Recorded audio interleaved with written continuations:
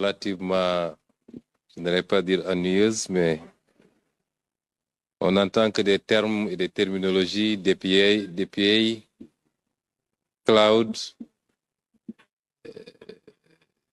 données souveraines, fibres, beaucoup d'anglicisme. Et je pense que Nitete, le professeur Massamba, beaucoup comme moi, aurait... Et peut-être l'intervention de Roger qui a sauvé les autres.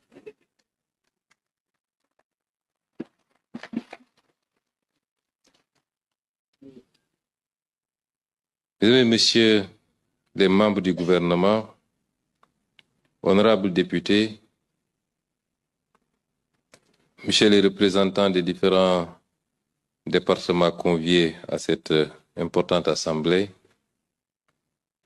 messieurs et mesdames les partenaires techniques et financiers, distingués représentants du secteur privé et de la société civile, mesdames et messieurs. Il y a exactement un an, le président de la République, son Excellence Bassirou Diomaye Diakhar Faye, engageait solennellement le Sénégal dans une transformation sans précédent.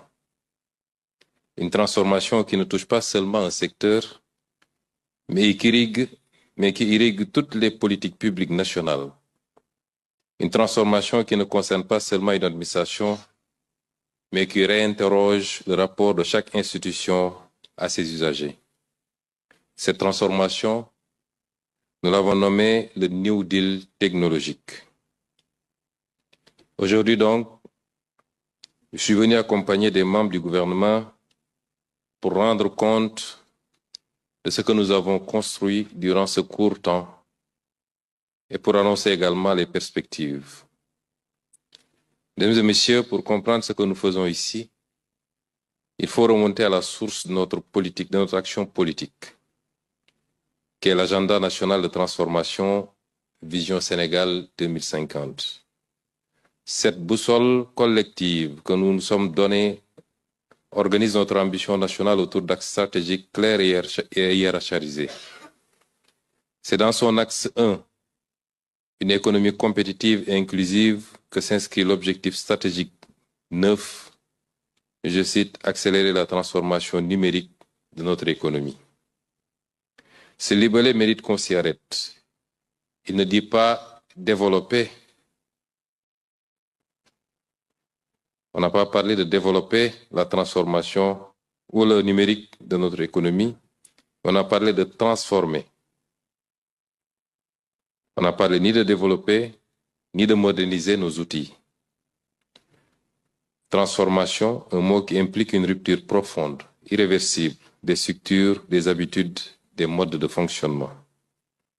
Le New Deal technologique est la traduction opérationnelle de cette révolution, construit autour de 12 programmes prioritaires, mobilisant un portefeuille d'investissement de près de 1100 milliards de francs CFA sur la période 2025-2034. Il est l'expression ferme d'une volonté politique qui se donne les moyens de ses ambitions. Mais l'ambition sans cohérence ne produit que du désordre. L'investissement sans harmonisation produit du gaspillage et l'innovation sans coordination produit de la fragmentation. C'est précisément contre ces trois risques que notre stratégie numérique a été construite. Mesdames et messieurs, la première décision structurante que nous avons prise en mars 2025, c'est-à-dire immédiatement après le lancement du New Deal technologique, cette première décision n'est ni une application, comme on nous a présenté tout à l'heure, ni une infrastructure numérique, mais plutôt un décret d'organisation, celui instituant un comité de gouvernance du numérique, le GOUVNUM. Pourquoi commencer par là? Parce que la transformation numérique d'un État est, avant tout, un défi de gouvernance. Qui décide, qui coordonne, qui priorise, qui arbitre? Sans réponse claire à ces questions, chaque ministère avance dans sa direction. Chaque agence développe sa propre solution. Chaque administration construit ses propres silos. Et au bout du compte, c'est le trésor public qui paie la facture de cette incohérence, en temps perdu, en procédures répétées, en services inaccessibles. Governum pose les règles du jeu. Sa mission principale est d'assurer la gouvernance stratégique des projets numériques de l'État en veillant à leur cohérence d'élaboration, à leur priorisation et à leur coordination afin de contribuer efficacement à la transformation digitale de l'État. Je voudrais ici insister sur la portée politique de ce dispositif. Governum, comme quelqu'un l'a rappelé tout à l'heure, n'est pas une commission technique de plus. Sa présidence par la primature adresse un signal fort à l'ensemble du gouvernement que la cohérence numérique de l'État est une priorité qui se pilote au plus haut niveau de l'exécutif. Ensuite, le Conseil national du numérique, installé en octobre 2025, entre la nécessité d'accélérer la transformation digitale et l'obligation de garantir souveraineté, inclusion et sécurité, le Conseil national du numérique joue un rôle essentiel en ses qualités de veille et de conseil, notamment dans l'anticipation des enjeux digitaux et la promotion de l'innovation.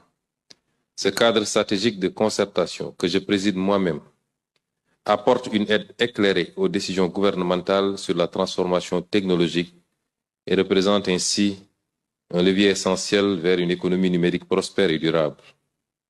Sous le secrétariat du ministère de la Communication, des Télécommunications et du Numérique, il est composé de 20 membres, d'une éminence certaine et reconnue, parmi lesquels d'ailleurs le modérateur tout à l'heure du panel, d'une éminence certaine et reconnue dans l'écosystème numérique, qui répondent à l'appel à chaque fois que de besoin, et je voudrais le dire ici de manière bénévole, et qui peuvent également s'autosaisir afin de formuler des recommandations sur des sujets qu'ils estiment structurants et à fort impact pour l'État et l'économie numérique. Je les remercie pour leur engagement et pour la qualité de leur contribution. Mesdames et messieurs les membres du gouvernement, le succès de la transformation numérique de l'État ne saurait se réduire à une simple exigence politique. Elle doit s'accommoder d'une volonté générale à agir de concert selon une stratégie globale bien définie que toutes les parties prenantes s'engagent à respecter. Il s'agit d'éviter des initiatives parallèles menées en silo et des fragmentations qui nous coûtent cher. L'interopérabilité, comme vous le verrez plus tard, comme vous l'avez vu tout à l'heure lors des présentations, est une rigoureuse nécessité. Tout à l'heure, j'ai taquiné M. le ministre des Télécommunications en lui disant que, en me refusant de présenter au milieu comme tout le monde, on fait une entorse à l'interopérabilité parce que ceux qui sont de haut ne peuvent pas me voir de face. Des systèmes qui ne communiquent pas engendrent des coûts opérationnels évitables, obligent les agents à des ressaisies permanentes et met le citoyen face à une multitude de portails, d'identifiants, de mots de passe et de procédures non articulées.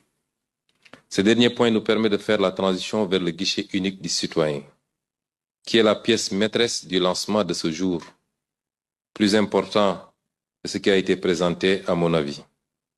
Il se veut une interface unique, simple, accessible, où chaque Sénégalais, qu'il vive à Dakar, à Tambacounda ou à Sédhiou, pourrait accéder aux services de l'administration, soumettre ses demandes, suivre le traitement et recevoir ses documents sans se déplacer et sans intermédiaire inutile. Pour nous qui avons été fonctionnaires, nous nous rappelons des longues files devant les services des impôts et domaines et des intermédiaires qu'il fallait quelquefois uniquement pour avoir un timbre fiscal. Aujourd'hui, un citoyen sénégalais qui a besoin d'un casier judiciaire doit chercher la juridiction compétente et se poser la question des documents à apporter. Combien de fois se déplacer et combien de jours attendre? Demain, il devra juste utiliser son téléphone portable. La plateforme e-consulat s'inscrit dans la même dynamique. Unique, sécurisée, multilingue, elle permettra à nos compatriotes de la diaspora de réaliser l'ensemble de leurs démarches consulaires en ligne et ainsi se passer des longs rendez-vous souvent incertains et coûteux. Mesdames et messieurs, l'État numérique repose sur une infrastructure physique, robuste, souveraine et à la hauteur de nos ambitions. Le déploiement des infrastructures cloud dans nos data centers de Diamniadio et d'Orana représente un saut qualitatif majeur. Je crois que M. le Premier ministre va procéder à la réception d'ailleurs de cette infrastructure cet après-midi. Hébergement aux normes, sécurité renforcée, haute disponibilité pour les services critiques, conformité aux standards internationaux, nos données les plus sensibles seront hébergées sur le territoire national, dans des conditions et modalités dont nous assurons le contrôle. Cet aspect est extrêmement déterminant parce que un développement numérique sans souveraineté ne sert absolument à rien et expose le pays. Le renforcement de la bande passante nationale qui passe de 600 mégabits à 200 gigabits et l'extension de l'intranet gouvernemental à un nombre croissant de bâtiments publics permettront enfin aux agents de l'État de travailler dans des conditions optimales. La sécurité et la cybersécurité, allant de pair avec la digitalisation, sont évidemment au cœur de nos préoccupations actuelles. Dans un monde où les cybermenaces et cyberattaques dont nous avons fait l'objet récemment pour certains de nos services, constituent une réalité quotidienne, il est impératif de disposer, en sus d'une stratégie cyber bien ficelée, d'outils de défense robustes et répondant aux standards internationaux. Dans un autre registre, aucune révolution numérique ne peut être tenue pour aboutir si elle laisse une partie des citoyens en marge. Par conséquent, nous lançons le projet de connectivité universelle pour les zones blanches, avec l'ambition de connecter gratuitement à Internet plus d'1 million de nos citoyens, 1 million de nos compatriotes qui veulent accéder à la sphère numérique. Ce chiffre doit résonner dans tous les esprits. Il nous rappelle que nos investissements ne sont pas faits uniquement en faveur des capitales et des centres urbains, mais une large place de la nouvelle stratégie numérique est accordée à nos populations vivant dans les zones les plus enclavées. C'est une question de souveraineté également, de présence de l'État. Jusqu'au mois où je parle, dans certaines zones particulièrement transfrontalières, il est plus facile de capter les réseaux de pays voisins que les réseaux nationaux. Nous avons également lancé le Startup Act et sa plateforme de labellisation qui ont fait l'objet tout à l'heure de présentation. Et le Sénégal dispose d'une jeunesse extrêmement créative. La présentatrice le rappelait, notre première matière première, ce n'est ni le gaz, ni le pétrole, ni le phosphate, mais bien cette jeunesse qui ne demande qu'à être encadrée, à être formée et à être employée. Cette jeunesse d'un talent technologique reconnu, au-delà de nos frontières. Ces jeunes entrepreneurs méritent un cadre juridique qui les protège, un écosystème qui les nourrit et un État qui parie sur eux avec conviction. Je voudrais rassurer Roger que les accompagnements sur le plan fiscal seront au rendez-vous. L'ont toujours été d'ailleurs quand il s'agit d'enjeux nationaux et nous veillerons à ce que les mesures d'accompagnement dans le cadre de la réforme du Code général des impôts en cours soient établies pour ces startups.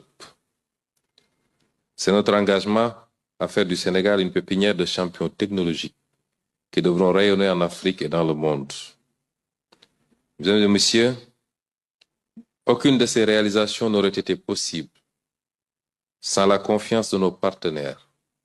Je veux leur exprimer notre sincère et profonde reconnaissance et leur assurer que nous entendons continuer à mériter leur confiance. Remercier tous les partenaires, mais faire une mention spéciale à la coopération allemande, à l'Union européenne, à la coopération japonaise à travers la JICA et à la firme Alibaba qui nous accompagne pour les Jeux olympiques particulièrement. Mes vifs encouragements et félicitations vont également à l'endroit du ministère de la Communication, des Télécommunications et du Numérique. le ministre Alioune Sall et l'ensemble de ses collaborateurs pour leur sens de l'initiative, leur capacité à innover et leur détermination sans faille, chevillés aux objectifs du New Deal technologique dont ils sont les maîtres d'œuvre émérites. Monsieur le ministre, vous avez tous nos encouragements. C'est vrai que je suis obligé de vous serrer de temps en temps et de vous arracher quelques plumes pour que vous ne voliez pas trop vite. Mais ce que vous avez pu faire avec vos équipes en 1 an, le numérique n'a pas commencé au Sénégal avec vous. Mais si ce rythme avait été tenu depuis très longtemps, je crois que le Sénégal aurait été cité parmi les pays les plus performants en matière de numérique. Je voudrais enfin conclure en revenant sur ce qui donne sens à tout ce que nous faisons. Derrière chaque plateforme, derrière chaque infrastructure, chaque procédure simplifiée, il y a un visage que peut-être nous ne voyons pas. Celui du jeune diplômé de Malem Hodar qui cherche du travail et qui peut enfin accéder au service de l'ANPEJ depuis son téléphone. Celui de la femme de Podor qui bénéficie de la protection sociale parce que nos systèmes sont désormais capables d'identifier sans qu'elle ait à prouver ce que l'État sait déjà. Celui de l'entrepreneur de Saint-Louis, dont le start-up labellisé accède à des marchés qui lui étaient fermés. Celui du Sénégalais de Lyon ou de Washington qui renouvelle ses documents consulaires sans poser un jour de congé. C'est pour ces citoyens que nous réformons. Ils attendent un État cohérent, un État dont les administrations se parlent, un État dont les services se retrouvent au même endroit, un État qui ne leur demande pas 2 fois les mêmes informations, a fortiori plus de 2 fois. Cette cohérence est notre responsabilité collective. Elle ne peut être déléguée au seul ministère du numérique. Elle doit être portée par chaque membre de ce gouvernement, dans chaque décision d'investissement, dans chaque choix technologique, dans chaque projet de digitalisation sectorielle. J'y veillerai personnellement avec la plus grande vigilance. Le New Deal technologique n'est pas un programme, c'est un engagement. C'est un ensemble, et c'est ensemble que nous allons le tenir pour un Sénégal numérique, souverain et inclusif. Je vous remercie de votre attention.